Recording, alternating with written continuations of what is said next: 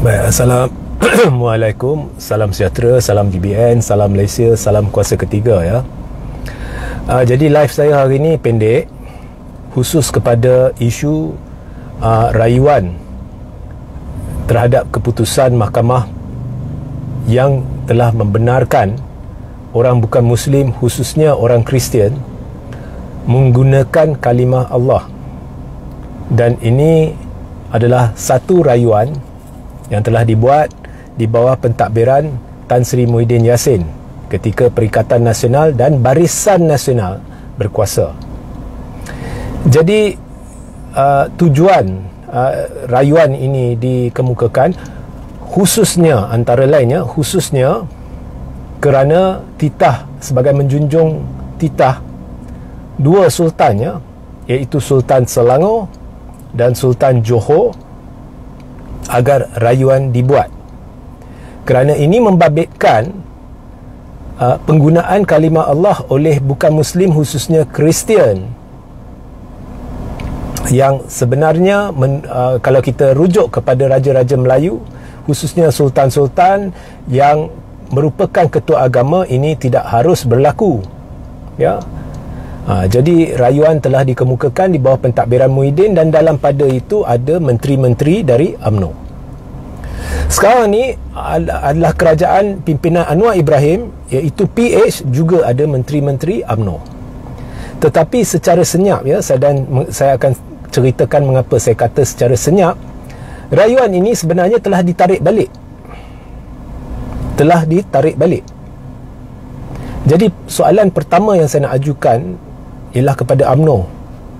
UMNO kalau benda ni dulu dah siap bergolek-golek kat jalan, sekarang kenapa UMNO diam? Kedua, sekarang ni kalau kita tengok retorika palsu yang dimainkan ini, kerajaan adalah, perpaduan adalah atas titah YDPA. Ini palsu. Tetapi lebih penting lagi, kenapa engkari titah Sultan Selangor dengan Sultan Johor? Ketiga, kenapa benda ni dibuat secara senyap? Saya dengar dah lama dah Saifuddin Nasution memaklumkan kepada kabinet bahawa rayuan ditarik balik. Kerajaan senyap. Hanya bila benda tu terbongkar, sekarang dah timbul rasa tidak puas hati.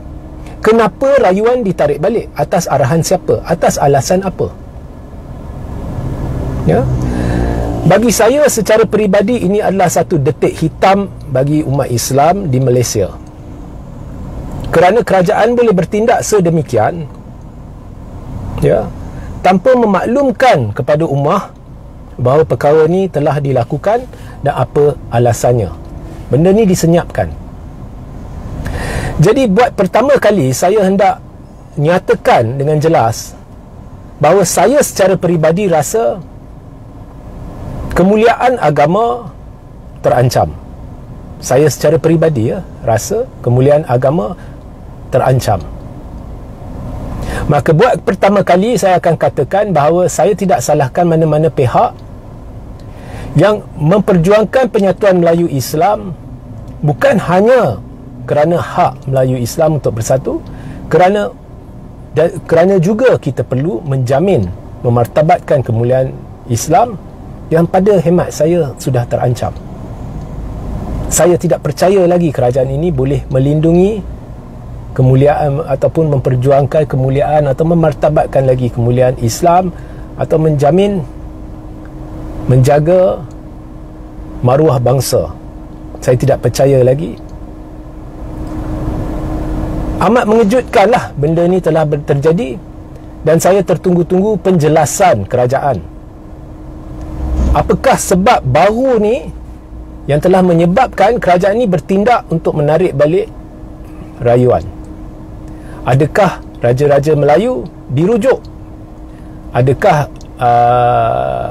cabang-cabang utama agensi yang berkait dengan agama dirujuk? Adakah kerajaan merujuk kepada ketua agama Islam negara, iaitu Agong? Adakah kerajaan merujuk kepada Sultan Selangor dan Sultan Johor? Apa kata raja-raja Melayu berhubung perkara ni? So itu sahajalah. Sebab benda ni kerajaan perlu jawab, khususnya Anwar. Dan sekali lagi ya UMNO, Dalam kerajaan terdahulu, beria-ia hendak rayu. Dalam kerajaan ini dia senyap. Kenapa? Di manakah perginya parti yang dahulunya dikatakan benteng terakhir perjuangan Melayu Islam di negara ni untuk memartabatkan bangsa, agama, ya? Mana perginya suara UMNO? UMNO setuju? So kita tunggu jawapan lah. Kita tunggu penjelasan pihak-pihak berkaitan. Sehingga kita berjumpa ya di lain masa. Assalamualaikum, salam sejahtera, salam GBN, salam Malaysia, salam kuasa ketiga.